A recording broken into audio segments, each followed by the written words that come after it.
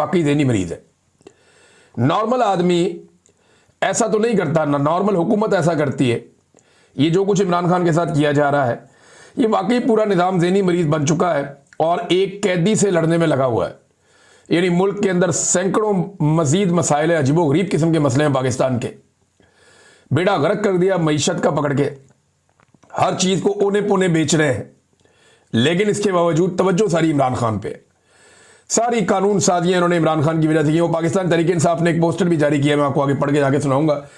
लेकिन हालात ये हो गए हैं कि इमरान खान की बहनें एक मरतबा फिर बाहर बैठी हैं जेल के, और वो ये कहती हैं कि पाकिस्तान तहरीक इंसाफ ने तो मुज़ाकरात करनी ही नहीं।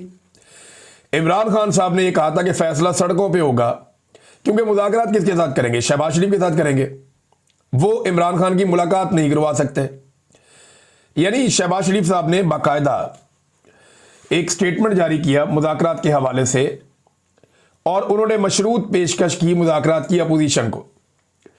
उन्होंने कहा जी बिल्कुल ठीक है, मुज़ाकरात होने चाहिए और मुज़ाकरात के लिए हम तैयार हैं, हम पीटीआई के साथ मुज़ाकरात कर लेते हैं। लेकिन साथ ही उन्होंने ये कहा कि जनाब ये शराइत हैं, पुरअमन रहेंगे, एहतजाज नहीं करेंगे, ये नहीं करेंगे, वो जो शराइत हुकूमत की होती हैं नॉर्मली, उन्होंने कंडीशंस लगा दी।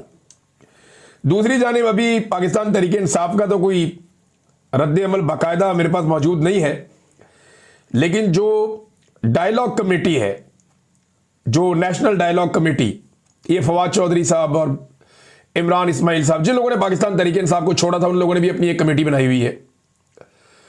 तो इन लोगों ने भी रद्द अमल दिया। इन्होंने कहा जी बड़ा खुश आइंदा, बड़ी अच्छी बात है, खैर मकदम करते हैं इसका, लेकिन फौरी तौर पे हुकूमत खैर सगाली के तौर पे जो कोट लखपत जेल के अंदर बेगुनाह कैदी हैं उन्हें छोड़ दे। तो जो अडियाला के अंदर कैदी है वो गुनाहगार है, इमरान खान की अहलिया और इमरान खान गुनाहगार है।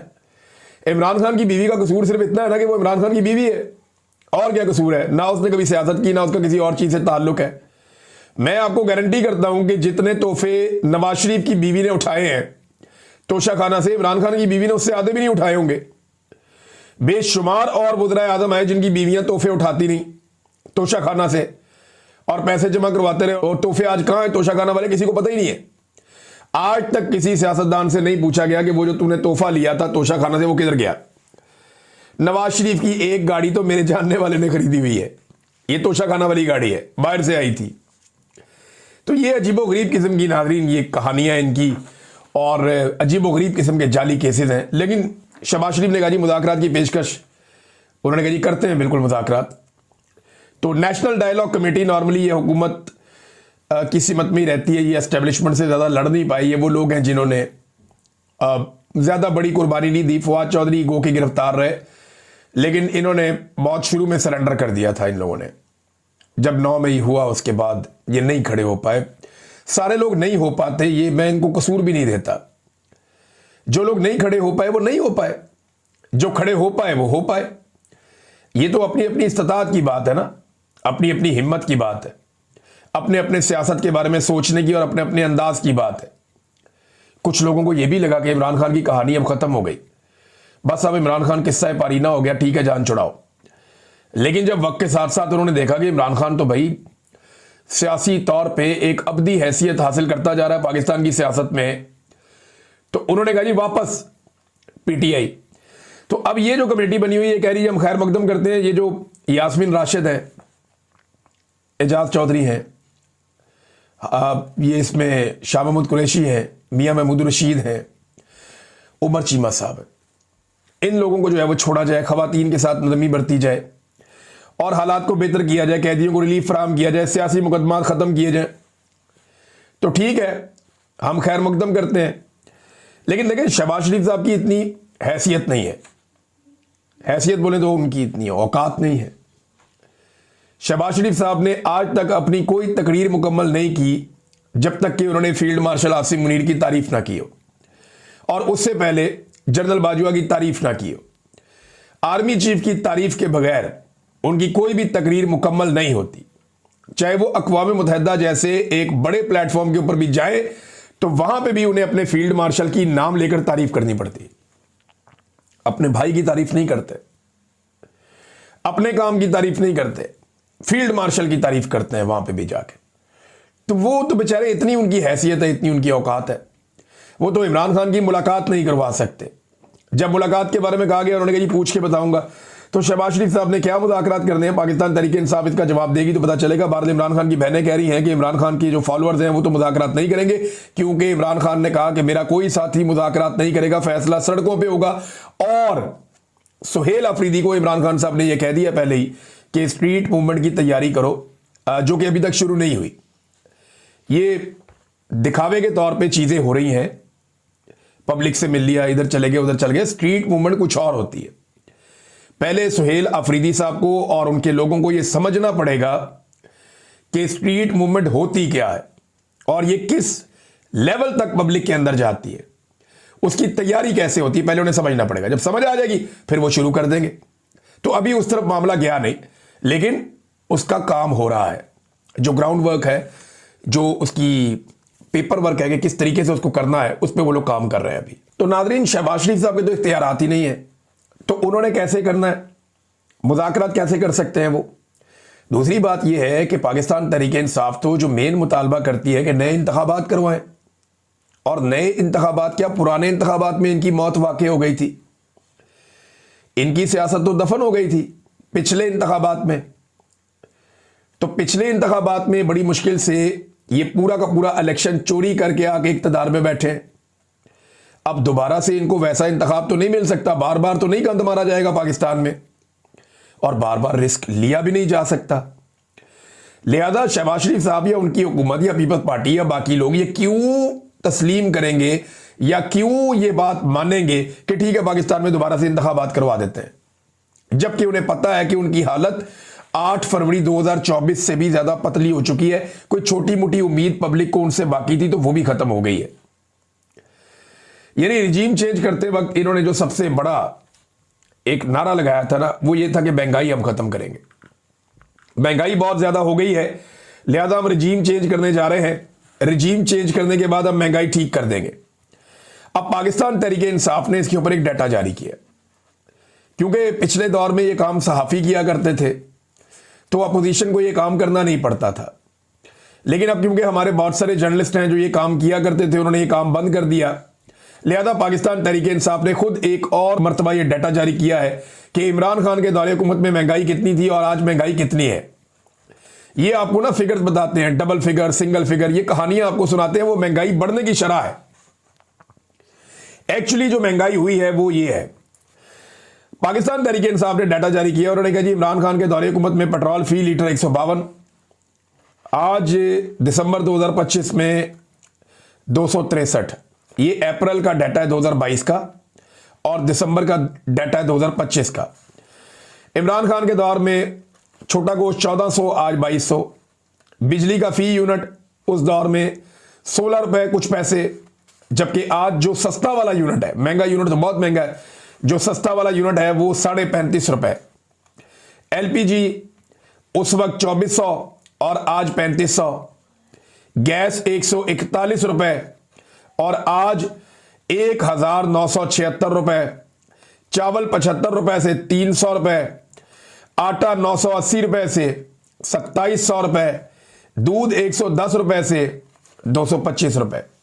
अभी बेशुमार चीजें, चीनी निकालें, गंदम निकालें, बाकी चीजें निकालें, बेशुमार चीजों की कीमत, डॉलर का रेट निकाल लें, हर चीज का इन्होंने सत्यानाश और बेड़ा गर्क किया।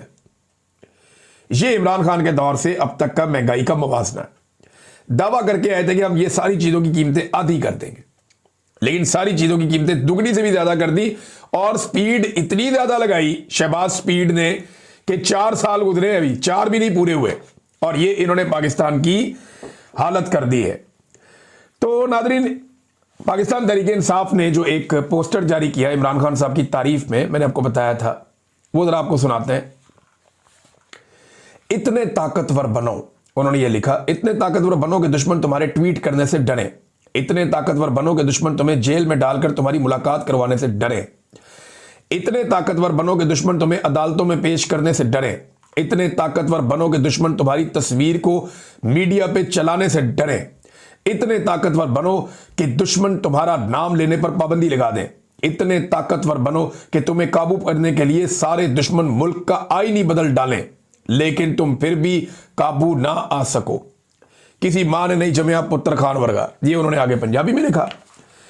तो ये जनाब पाकिस्तान तहरीक इंसाफ ने इमरान खान साहब की तारीफ की। वैसे हकीकत तो यही है, आईनी तरमीम से लेकर सारे इकदाम, आसिम मुनीर साहब की भाग दौड़ से लेकर अमरीकी हुक्म मानने तक, हर चीज जहां जहां ये जा रहे हैं बेचारे, जो कुछ कर रहे हैं, जितनी भाग दौड़ कर रहे हैं, सब इमरान खान के खौफ में कर रहे हैं।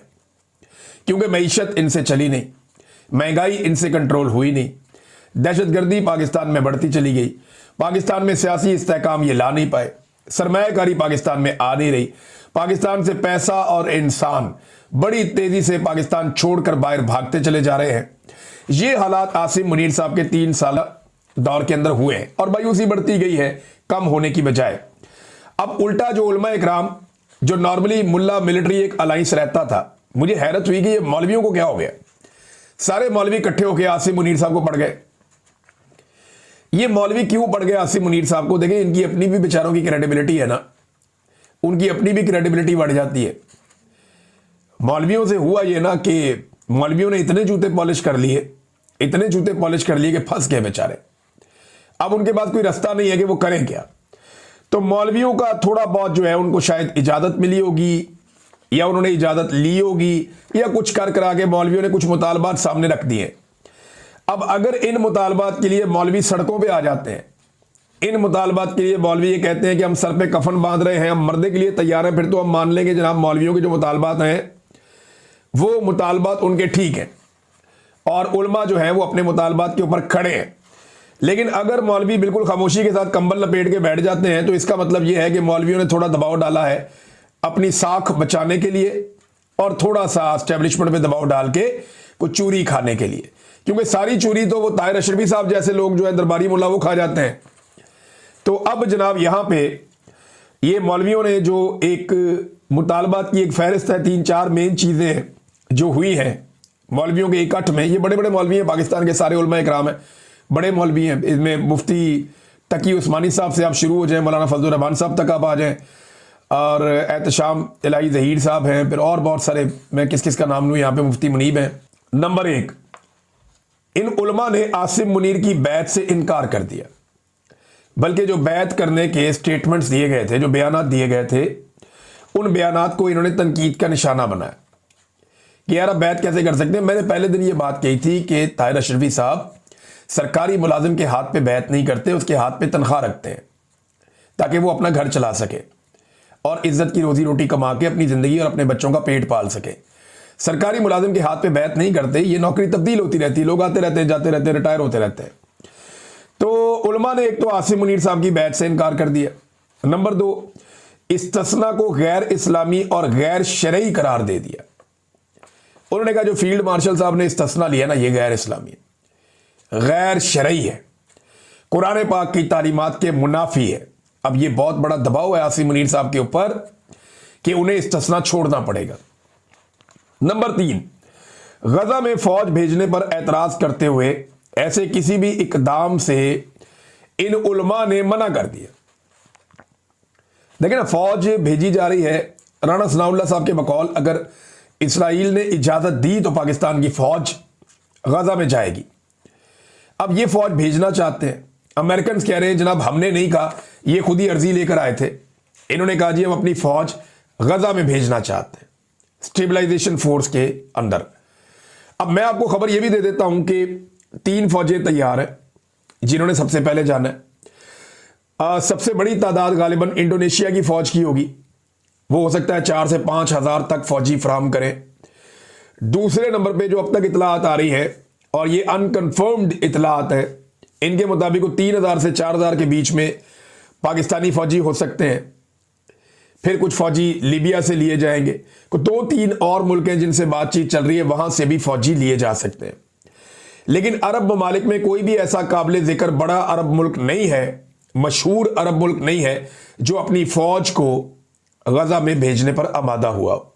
उन्होंने इनकार कर दिया, तुर्की ने इनकार कर दिया, ईरान ने इनकार कर दिया, अजरबैजान ने इनकार कर दिया। तो जितने बड़े इस्लामी ममालिक हैं, सऊदी अरब ने इनकार कर दिया, यूएई ने इनकार कर दिया, उर्दन का अभी तक इनकार चल रहा है। तो ये जो इनकार बड़े मुल्कों ने कर दिया, तो ये बाकी मुल्क ये बच गए हैं। और ये अब भिजवाएंगे जनाब वहां पे। ताहिर अशरफी साहब को तनहा करके रगड़ा लगा दिया मौलवियों ने। मौलवियों ने ताहिर अशरफी साहब को कहा ये हमारा नुमाइंदा ही नहीं है, ये हमारी नुमाइंदगी करता ही नहीं है। लोगों ने बड़ी ज़ूमानी अल्फाज भी उनके बारे में कहे, मैं यहां कहना नहीं चाहता, लेकिन ताहिर अशरफी साहब हुजूम में तनहा रह गए। उन्होंने बड़ी बड़के मारी कि 30 लाख बंदा तो मैं ला के खड़ा कर दूंगा, आपके हाथ में बैत करते हैं। और सारे मौलवियों ने कहा केड़ा 30 लाख बंदा, जा काम कर। इस तरह की बात उन्होंने की है। ताहिर अशरफी साहब को तनहा कर दिया। अब वो अकेले बेचारे, उन्हें समझ नहीं आ रही। वो सरकारी मुल्ला होता है ना, बस उसके आसपास थोड़े से मौलवी होते हैं जमा, वो उनके जरिए से अपना खेल खेलता है। सरकारी मुल्ला की इतनी औकात होती है, हमेशा से ऐसे ही होता है। दरबारी मुल्ला की कोई औकात नहीं होती, ना तारीख में उसका कोई नाम रहता है, कभी कोई याद भी नहीं रखता दरबारी मुल्ला को कि इस तरह का कोई मुल्ला आया भी था। लेकिन जो लोग इस्लाम के लिए खिदमत सर अंजाम देते हैं, वो दीन के लिए काम करते हैं, लोगों के लिए काम करते हैं, उनका नाम जो है वो सदियों तक, दहाइयों तक जिंदा रहता है। लेकिन ये लोग जो है ना तारीख में गायब हो जाते हैं, इनको तो कोई याद भी नहीं रखता। इनकी अपनी जिंदगी में जब ये रिटायर हो जाते हैं, काम के काबिल नहीं रहते, तो लोग तभी इनको भूल जाते हैं। बहरहाल इन्होंने इस बात पे एतराज किया है मौलवियों ने कि आपने फौज नहीं भिजवानी गजा में, क्योंकि वहां पे जो इरादा है वो ये है कि गैर मुसल्ला किया जाएगा हमास को, तो इस काम में पाकिस्तान हाथ ना डाले। ये भी उलमा इकराम ने मना कर दिया। अच्छा, एक तरफ हम हर तरफ जाके पंगे ले रहे हैं, हर तरफ हर चीज के अंदर हम शामिल होना चाहते हैं, बैनुल अक़वामी सतह पे कभी इधर कभी उधर, कभी ये सौदा कभी वो सौदा।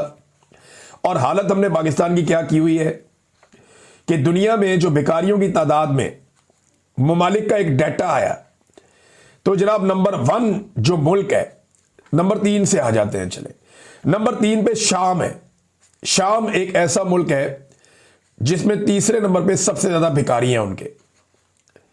इसके बाद नाइजीरिया है दूसरे नंबर पे, और पहले नंबर पे पाकिस्तान आ गया पूरी दुनिया में। अब मैं आपको दो चीजें बताता हूं, एक तो पाकिस्तान एक इस्लामी मुल्क है, इस्लामी जमहूरिया पाकिस्तान, और पाकिस्तान के पास सबसे ज्यादा भिखारी हैं। बदकिस्मती से हमारे इतनी बड़ी तादाद में तो भिखारी बाहर से डिपोर्ट होकर हजारों की तादाद में पाकिस्तान पहुंच गए। पूरी दुनिया में हमने भिखारी एक्सपोर्ट किए हैं। तो जनाब ये जो मुसलमान मुल्क है एक तो पाकिस्तान, और बड़ी बेइज्जती वाली बात है कि नंबर 1 पे आ गया भिखारियों की फहरिस्त में, और नंबर 2 एक एटमी कुव्वत भी है पाकिस्तान। यानी हमारे हाथ में एक में एटम बम है, दूसरे में कशकोल है, और ये हमारी कौम का अलमिया है। जब हुक्मरान ही मांगने वाले हो, जब आपका वजीर आज़म कहता हो देखे मैं मांगने नहीं आया लेकिन मजबूरी है, ऐसे ही मांगते हैं ना भिखारी। आपके दरवाजे पे अक्सर आते हैं, वो आकर क्या कहते हैं, वो कहते हैं देखे मैं मांगने वाला नहीं हूं, मैं सफ़ेद पोश आदमी हूं, मैं बिल्कुल मांगने वाला नहीं हूं, लेकिन मेरी मजबूरी है। यही बात आपका वजीर आज़म भी कहता है कि देखे मैं मांगने नहीं आया लेकिन मजबूरी है। ये प्रोफेशनल भिखारी होने की एक अलामत है। तो जैसा वजीर आज़म है वैसे ही नीचे काम चल रहा है। भाई कौम को खुददारी देनी थी, कौम को हिम्मत देनी थी, कौम को यह समझाना था कि आपने मांगना नहीं है, आपने काम करना है। और ये काम लीडर्स करते हैं, ये काम मफाद परस्त टोला ये काम नहीं करता। वो तो पैसे इकट्ठा करता है, भाग जाता है। तो ताजरों को लाकर जो एस्टेब्लिशमेंट ने पाकिस्तान के ऊपर एहसान किया वो हम देख रहे हैं, और वो अपनी कार्रवाइयां डाल रहे हैं। मिसाल के तौर पे ये इन्होंने PIA की निजकारी की है। आरिफ हबीब ग्रुप है शायद जिन्होंने इसकी सबसे अच्छी बोली दी है, उन्हें मिल भी जाएगा, पहला मरला हो गया आज।